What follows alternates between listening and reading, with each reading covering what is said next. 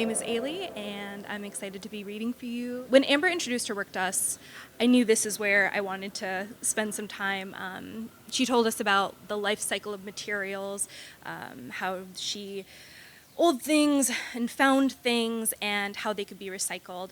So I chose an ancient Arabic form. It is called the ghazal, which is both nonlinear and recursive. So this is called 11 Weeks. I've never been to a church that didn't tell me life never ends.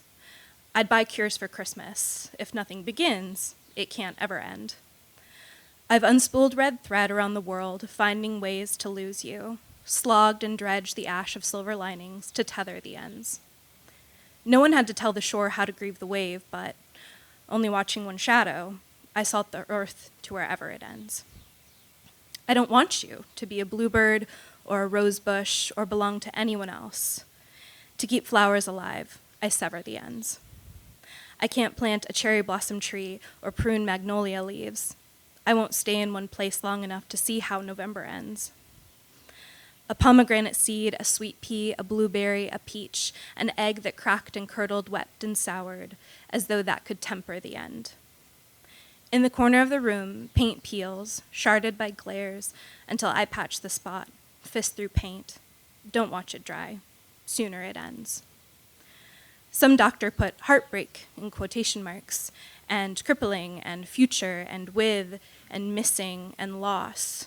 Some will say, better it ends. There is a stained glass window on 34th, but the door is locked, because they know if I light a candle, I'll ember the end. I knock, they shrug, tell me to go look at red and green lights. That's when someone calls from the back. Just tell her it ends. Waiting, waiting, waiting, I still swallow the sound of your name. No psalm fits in the palm of my hands in quite the same way. Okay. I'm excited to share this next poem based on Mason Dowling's series of paintings, An Alphabet. While on our tour, Mason explained that part of his method was to rupture any kind of narrative or through line or fixed meaning in his work. He said something about being interested in the way that we assign language to things and how some things resist language at all. So this is called The Body Unlyrical. Whitman wrote, "I am the poet of the body, and who but me could be the poet of yours? Unworded as soon as I heard your voice breaking into the title of every poem, sounding the way a summer tastes.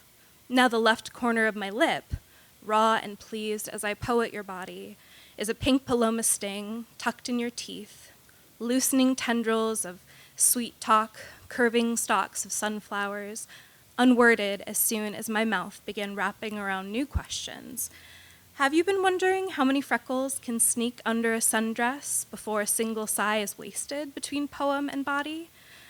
Or is there a new phrase to fail me, tangling the ankles of two words that ache to be closer, unworded as soon as wanting, needing, craving became unlyrical, not as sumptuous as tasting two tongues tied around the same limoncello straw.